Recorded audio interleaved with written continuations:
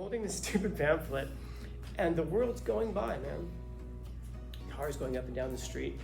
And I remember specifically, I turned, and there's a person walking towards me who like looks up the last second and like and goes around me and has this look on her face like she's just irritated that I even exist. You know? And I just thought like, don't worry, soon. Like we do so much of what we do because we want the approval of people who are driving up and down the street who don't even care that I exist. I want the approval of a person who is just annoyed that I even existed. And this is what we spend so much of our lives trying to get the approval of strangers who really don't care about us whatsoever.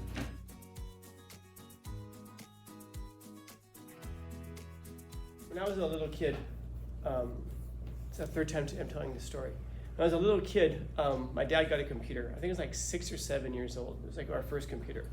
He was like really ginger and tender. I was very cautious with the keyboard. I was like typing kind of like this, pushing buttons.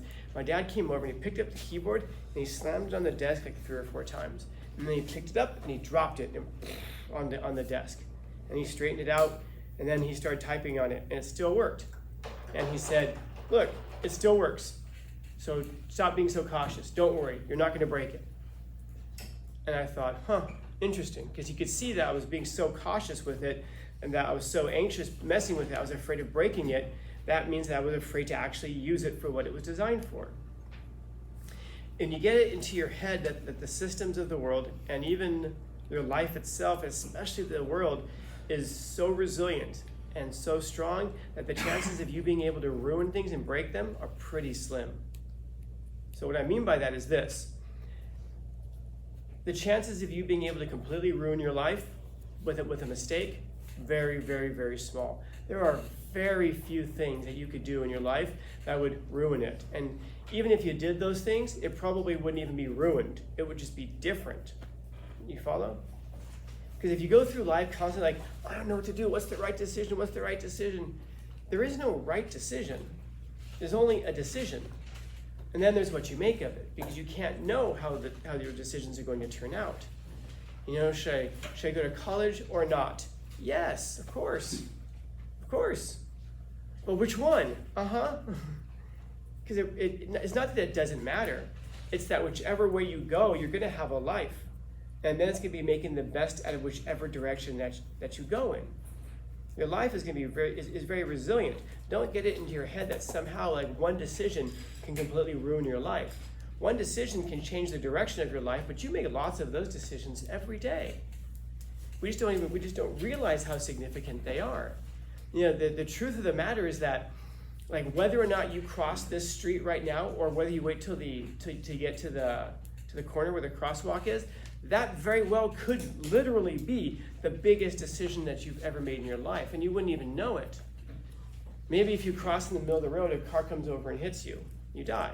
Or maybe you cross the road here and you get there faster, but if you had crossed the road at the intersection where the crosswalk is, maybe you would have met the love of your life. But because you crossed here instead of there, you missed him. You can go crazy thinking about those permutations. But the point is not like every decision you make is so incredibly important that you have to labor over it and stress over it. No, the point is you don't have to do that. Because however things turn out is that's how they turn out. And you make the best out of however things turn out. And then you make those situations turn out for the best. In other words, you make decisions, and then you make the best of those decisions that you make. Are there better decisions in life? Of course. Are there worse decisions? Of course. But there are so few things that actually can ruin your life. Now, a lot of times it's what we make of them. Like, it'd be a fun exercise. I've actually done this. Go to some people who've gone through like major life changes. You could probably go to almost any really old person and do this with them and ask them about something like that. Like they got laid off from a job, they got divorced, they were diagnosed with cancer and then they beat it. Something like that. And then you can ask them, was your life better before or after that significant event? Now, what I have found damn near 100% of the time, people say their lives were better afterwards. At the time, it seemed terrible. You know, they stressed over it. You know, should I divorce or not? Should I look for this job or that job? And even, you know, I knew one person who got laid off and he lost his house, had to live in an apartment, but then that got him into a job that he never would have found otherwise. And he loves that job, and now he's back up on his feet and everything's better. And he's like, yeah, my life is like better than it was before because not only I'm back at a house and all that, but also he says, I also love what I do. And I never would have found that thing if I had stayed in that old job. If I'd stayed in that old job, he said, I probably would have, you know, died from a heart attack in my mid-50s, and I'd have hated it. But now he's in a place where it's so much better. But if you asked him at that time, are you at rock bottom? He said, yeah, I lost my job, I lost my house, I feel like I've lost everything.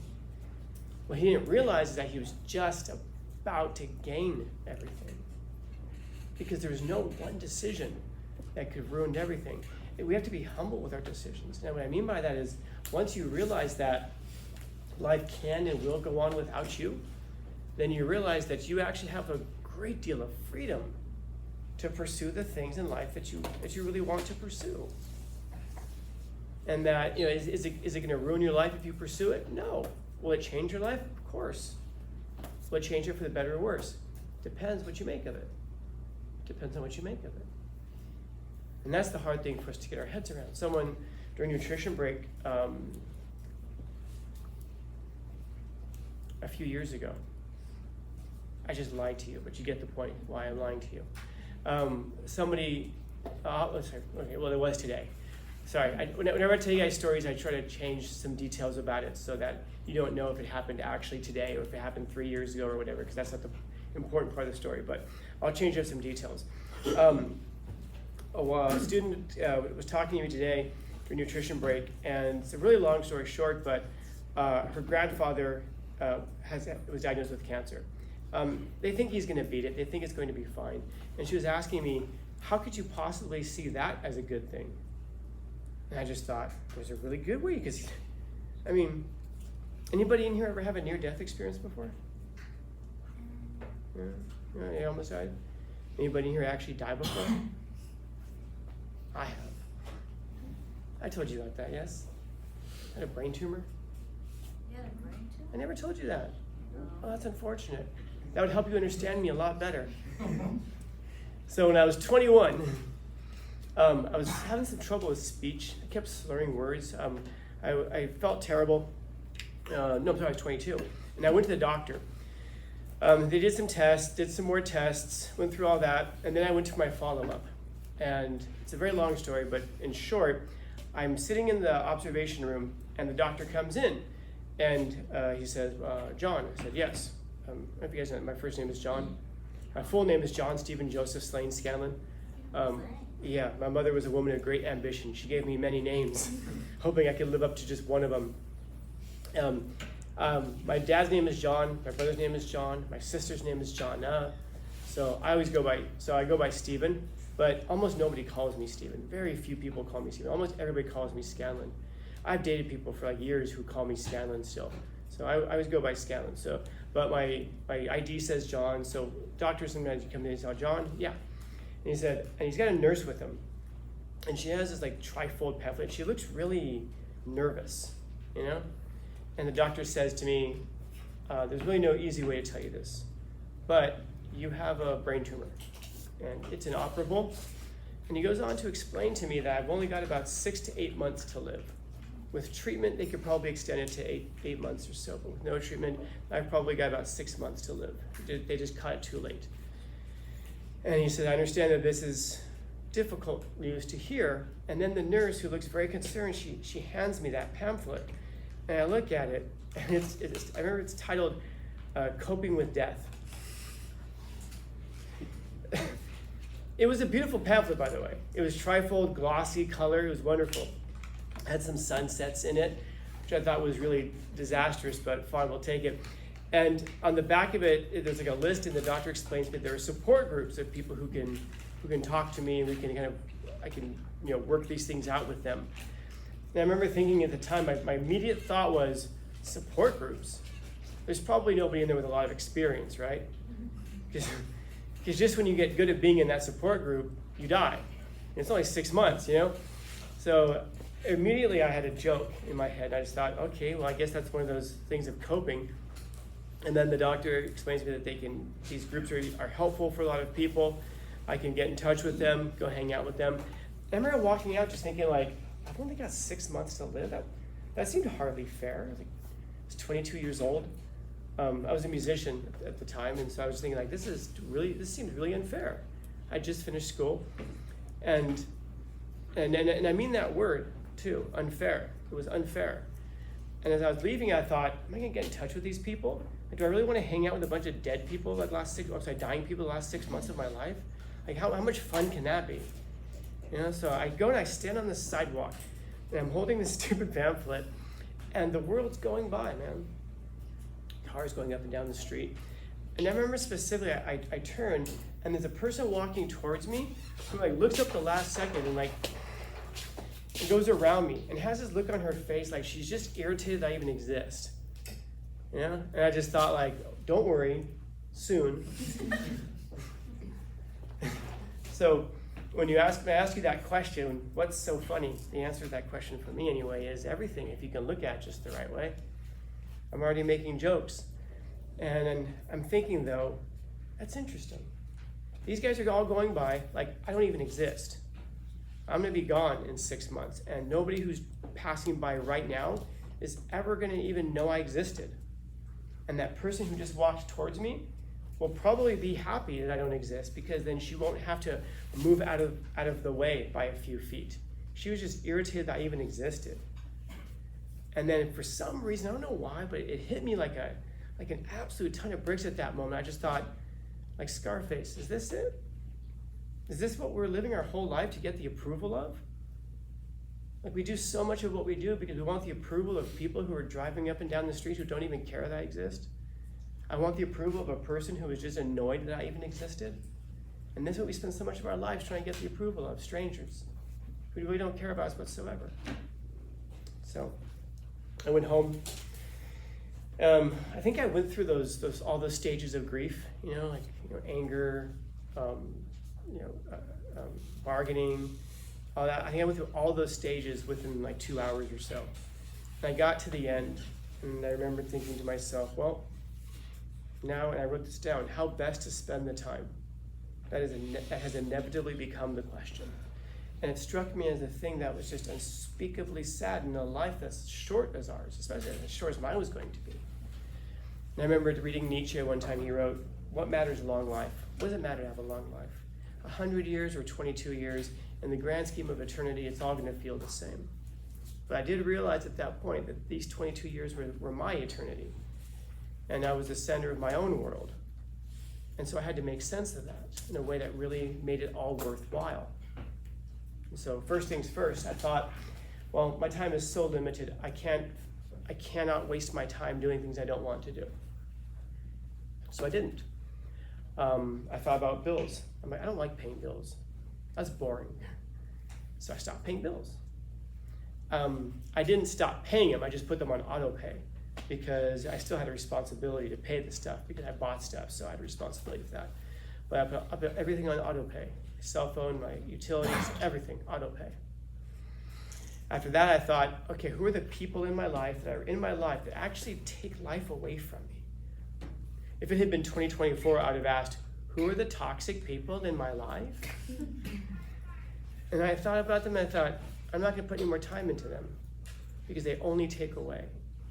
There are people in my life who take away, but in a positive way. In other words, I'm helpful to them and they appreciate it, they need help, and I don't mind people like that whatsoever. But the people who only have your worst interests at heart, I evacuated all of them and I said I wasn't gonna spend any more time with them. And then I thought about the people who I do want to spend time with. I thought, I'm not spending time at all, I'm investing it.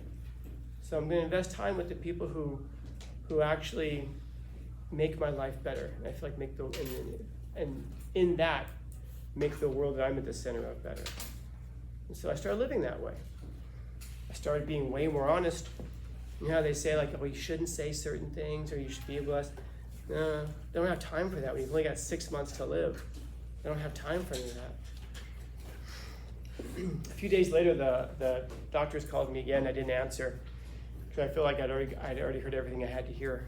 And then like a day or so later, they called again. And then they started calling me like twice a day and leaving me messages and just saying, need to do a follow-up, really need to see you. And over the course of the next couple of weeks, the messages got more and more urgent. Just saying, we really, really need to see you. We'll send a car for you. And I was like, send a car for me? I guess it's true, right? Nobody cares unless you're pretty or dying. And so I thought, oh, they'll send a car for me. I must be somebody very important to them now. I finally answered the phone and just said, hey, I've been getting your messages, but not really interested in coming in. I've heard everything I have to hear. I'm at peace with it. And not just at peace with it, but I'm looking forward to the next 6 months or so because, what's the worst thing that can happen to you in life? You could die. And guess what? That's already going to happen. 10 out of 10 of us are going to die. It's the ultimate statistic. And if you don't believe me, you can look that up. I promise you, 10 out of 10 people die. And so I started thinking of it in terms of the worst thing that can possibly happen to me is going to happen to me in now 5.5 months, because 2 weeks have gone by. Then there's really nothing to be afraid of, is there? You have a crush on somebody, you tell them. Why? What's the worst that can happen? They're gonna make you feel stupid. Ooh. You know you're gonna die, right? You apply for a job. What if I don't get the job? Oh, you get rejected. You know you're gonna die, right? Everything else in the world, when you're facing it, everything else in the world no longer matters. None of that stuff matters anymore, because it's not just because I don't have to live with it, but because you start to see what's really important in life. Not what's really important in biological existence, but what's really important for living. And I imagine that if this had happened to you, you might have come to different importances. But I hope that the view would be the same. So the doctor told me, listen, we really need to see you. So I said, okay, I'll come in. And I went in. They didn't keep me waiting very long this time. Doctor came in, and again, John, yes? And he had the nurse with him again, but she didn't have a pamphlet this time. But she looked just as worried, maybe even more worried than the first time. I thought, it gets worse? And she stands by the doctor as he tells me, there's really no easy way to tell you this. We made a mistake. So again, my first name is John, but no one calls me by that. But when someone does, I don't think anything of it because that's what's on my ID or whatever. There was a guy in the observation room right next door whose name was John. They had our charts switched. It always seemed really strange to me until I found out, you know what the third leading cause of death is in the United States? Medical malpractice. Doctors make a lot of mistakes. It's not because they're incompetent, it's just because they have a lot going on, and what they're doing is difficult. They're not making cookies. What they're doing is very difficult. So doctor goes on to explain to me that I don't have an inoperable brain tumor, which is weird, because if you ever get diagnosed with something, all of a sudden you start feeling it. So when they told me I had an inoperable brain tumor, I was like, oh, like SpongeBob, oh. And all of a sudden my headache cleared up since he told me that. And I said, God, what's wrong with me then? And he said, you're dehydrated. You need to drink more water and get more rest. And I thought, okay. And I've been working on that ever since, but as you can tell. And the doctor goes on to explain to me that he's very sorry about that. And he said, I understand you must be very angry. And I thought, angry? Like, why on earth would I be upset? I just got the best news I've ever gotten in my whole life. I thought I was going to be dead in 6 months. I still could be, who knows? But you know who got the worst news in their life was the guy who was in the room next door. That poor bastard's been sleeping and drinking water for the past 2 weeks. You know? And I think back on that. I left, of course, was happy, found a new doctor at the time. And I haven't looked back since. I didn't go back to living the way I used to live before that. Because there was something about that just wakes you up. It opens your eyes. That's why I asked earlier if anybody in here has ever had like a near-death experience. Because if you did, then there's something you can learn from that. Even if it's just like you were about to cross the street and a car goes zoom, and you're like, oh my gosh, I could have been killed. Hopefully even something like that can give you pause. What would happen, like if I had died right there, What would my life have amounted to so far? You ever think about what people would say about you at your funeral? Yeah, I'm scared, man. Because a lot of people can say a lot of things. You know? Like somebody asked me that. It was really dark. We were at a meeting last year in the English department. And somebody asked that question, like, if there was like a school shooting and you were killed, what would your students say about you? Like, I don't know. Oh my God. I guess it depends on what month it happened. Yeah, I know what I'd like for you guys to say about me. I like if they came over here with the news crews and like, this guy gave his life for you. What could you tell us about Scadlin? Scadlin? I hope you'd mess up my name, and I hope you just make up stuff about it. Oh man, he got killed. Yeah, I can see that. Talked a lot of shit. Probably deserved it. Because then they wouldn't have anything to put on the news. I would like for people to come to my funeral and see me laying there and walk up and go, I don't even think he's really dead.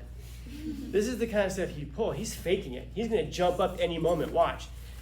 People going over there with like a little pen knife and just, he moved, right? You can see him, he moved, right? And I think it'd be great if everybody left afterwards and was like in the car, quiet. Wait, so he's really dead. Just not even know about it. Not believe it. But if you think about it, if you were to die on that street corner, what would people say about you? What would your life have amounted to? And would it have amounted to what you wanted it to? Now, right now, you're young, but is it going in the direction that you want it to go? And if you had to be remembered at 18 instead of 98, is it where you want to be at 18? I guess that's the question. Because after you go, the world is going to go on. Life's going to go on without you. You're going to be one of those stones at the cemetery, or one of those ashes in a vase, whatever the case may be. And people are going to say some things about you because life will go on. What are those things? How is it you want to be remembered? By the way, I told that story for years. I think it was like maybe 3 or 4 years ago. One of my students says, that happened to my uncle too. Her uncle was diagnosed not with a brain tumor, but with cancer, stage 4 cancer. Happened to him too. And I had a student over at the college that happened to their father. Crap, this is way more common than I realized. So always get a second opinion. Maybe that's the moral of the story. Questions, comments, concerns, complaints, criticisms, critiques? Happy Thursday, Happy I guess. Man.